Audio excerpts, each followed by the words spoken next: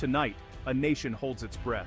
Across the Philippines, millions of eyes are glued to television screens, radios, and smartphones, waiting for the latest updates. The air is thick with uncertainty, as families gather in living rooms and neighbors huddle together, sharing anxious glances and whispered conversations. The sense of unease is palpable, stretching from the heart of Manila to the farthest islands. Headlines flash across every screen. Chinese Coast Guard blocks resupply mission. Philippine fishermen harassed near shoal. Each new alert brings a fresh wave of worry as the nation tries to make sense of the escalating standoff.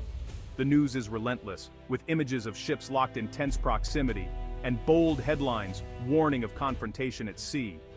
From Manila's bustling avenues, where office workers pause to check their phones, to Palawan's quiet villages, where fishermen gather at the docks, anxiety is everywhere. The tension is not just felt in the corridors of power, but in every home, every market, every school. People from all walks of life are united by a shared sense of apprehension, wondering what tomorrow will bring. Citizens watch grainy, shaky footage of foreign vessels shadowing Philippine ships, real-time proof of a tense maritime standoff. Social media buzzes with clips and commentary as ordinary Filipinos become eyewitnesses to history. The drama unfolds not just on the high seas but on the screens in every Filipino home, in coffee shops, on street corners, and in online forums. The talk is all about sovereignty, national pride, and the future of the country. Heated debates break out between friends and strangers alike as everyone tries to make sense of the crisis. The question on everyone's mind: how far will this go? The West Philippine Sea crisis is no longer a distant issue, discussed only by politicians or experts. It's a daily reality for every Filipino. News alerts interrupt family dinners and children ask their parents what's happening to their country's waters. The sense of vulnerability is new, and it's unsettling. Every new incident, water cannons fired at supply boats, dangerous maneuvers by foreign ships, sends fresh waves of concern through the nation. Coast Guard crews, faces tense with focus, become symbols of courage and resilience. Each confrontation at sea is a reminder of the risks faced by those defending the country's front lines. For Filipino fishermen, the stakes are deeply personal. It's about survival, about being able to provide for their families despite the dangers. For soldiers stationed on outposts like the BRP Sierra Madre, it's a test of resolve and patriotism, as they stand guard in the face of overwhelming odds, determined to hold their ground. The government faces mounting pressure from all sides. Officials issue diplomatic protests, hold press conferences, and demand respect for Philippine sovereignty. But so far, little has changed at sea. The frustration is growing as leaders search for solutions that will protect the nation without sparking a wider conflict. Behind closed doors, military and government officials weigh their options, balancing the need to assert sovereignty with the risk of escalation. Every decision is fraught with consequences, and the stakes could not be higher. The world is watching, and so is every Filipino. The crisis has forced a national reckoning. In classrooms and living rooms, people ask, are we ready to defend our future? What does it mean to stand up for our rights, our territory, our children's tomorrow? The answers are not easy, but the questions can no longer be ignored. The West Philippine Sea is now the front line of Philippine sovereignty, a vast contested expanse where the nation's fate is being decided. Every patrol, every flag raised, is a statement of determination and hope. The nation's will is being tested like never before. In the face of uncertainty, Filipinos stand united. Soldiers, fishermen, students, and families, each playing their part in defending the country's future. The world may see a maritime dispute, but for the Philippines, it is a defining moment of courage, unity, and resolve. The armed forces are stretched thin, but the Philippine Air Force feels the strain most. Pilots fly exhausting patrols in aging aircraft, documenting threats and showing presence. Their planes are often shadowed by more advanced foreign jets. Maintenance is a constant battle. Spare parts are scarce. Downtime is long. The psychological toll is real. Flying outmatched, always on alert. Bravery is abundant, but technology and resources are lacking. The PAF's current fleet can't deter sophisticated adversaries. The air power gap is now a glaring vulnerability. Without credible air defense, the Philippines struggles to secure its skies and seas. The West Philippine Sea standoff has become an air power crisis. The need for a true upgrade is urgent and undeniable. The arrival of the FA-50PH jets marked a turning point for the Philippine Air Force, signaling its return to the supersonic era after years of operating without fast jets. These aircraft were more than just machines. They represented renewed hope, pride, and a sense of progress for the nation's defenders. For the first time in decades, the PAF could field jets capable of high-speed interception and precision strikes, restoring a capability that had been lost for a generation. During the Battle of Marawi, the FA-50PH proved its value on the battlefield. It provided close air support, struck enemy positions, and played a crucial role in the campaign's success. The jets not only demonstrated their combat effectiveness but also boosted the morale of both the military and the public, showing that the Air Force could once again rise to meet urgent challenges. However, the security landscape has shifted. Today, the most pressing threats facing the Philippines are external, not internal. The focus has moved from counterinsurgency to defending the nation's vast maritime borders and airspace against increasingly sophisticated adversaries.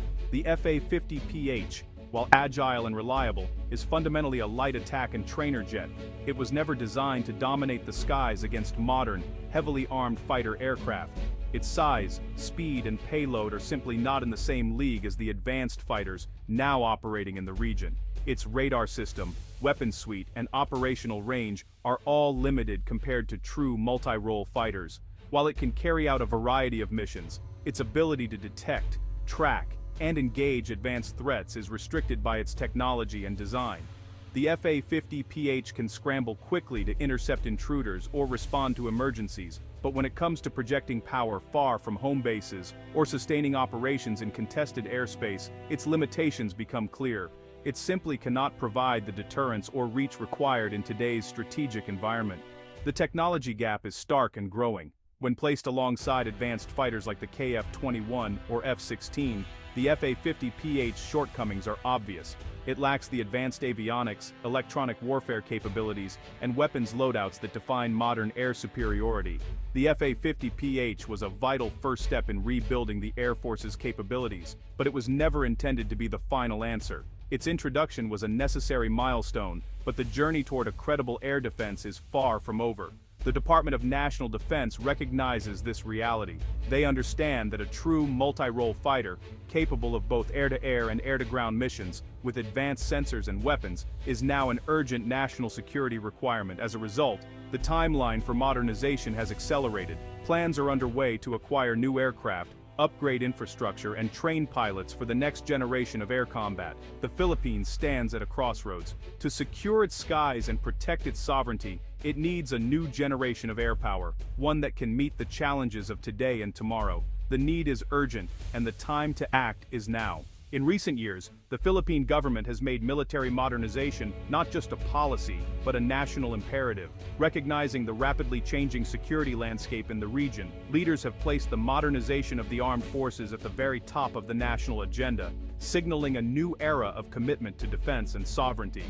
The focus of defense planning has shifted dramatically, from primarily addressing internal security challenges to building a credible external defense posture.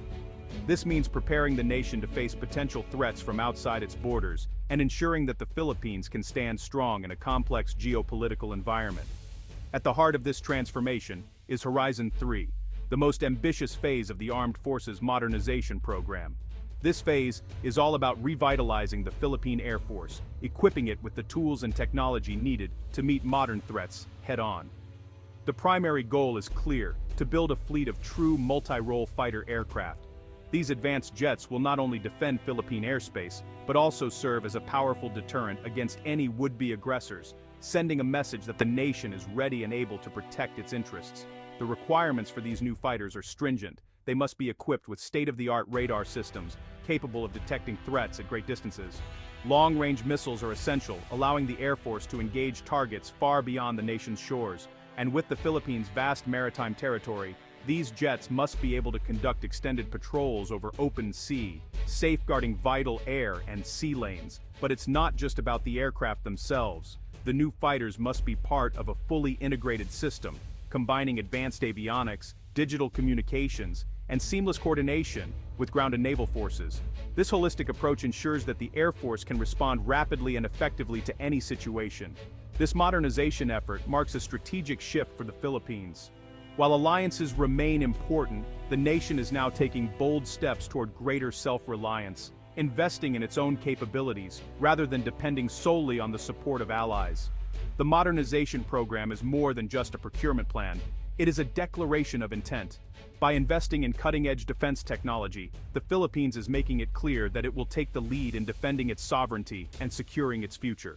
The search for a new multi-role fighter jet stands as the centerpiece of this vision.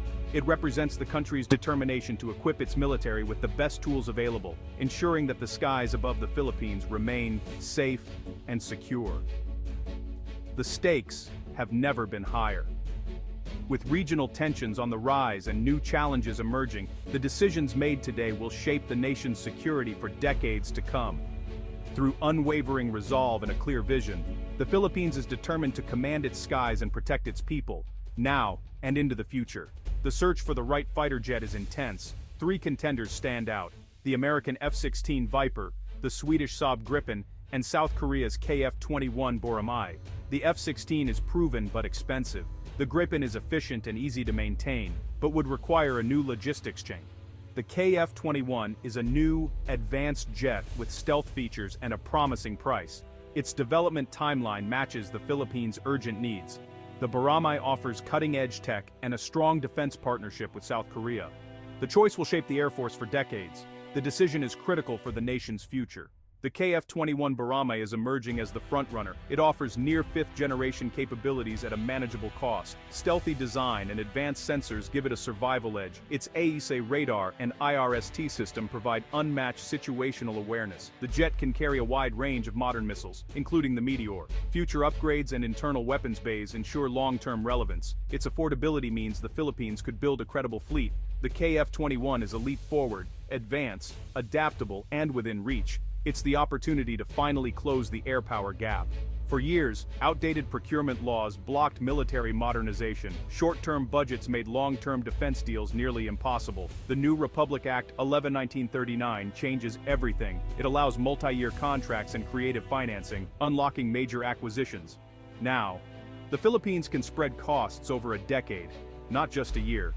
This legal breakthrough makes acquiring the KF-21 realistic for the first time. The financial chains are broken. A new era of Philippine defense capability has begun. With new laws in place, negotiations for the KF-21 are moving fast. The Philippines demands quick delivery, comprehensive training, and robust logistics support. Seamless integration with existing assets is non-negotiable.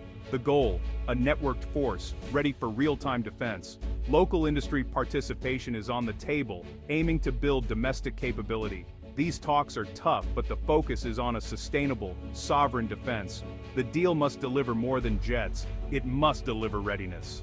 The outcome will define the nation's air power for years. The KF-21 deal builds on a decade of trust with South Korea. The FA-50 program proved the partnership works, on time, on budget, with strong support. Transitioning to the KF-21 will be smooth, leveraging shared experience. Both nations face similar security challenges and value a rules-based order.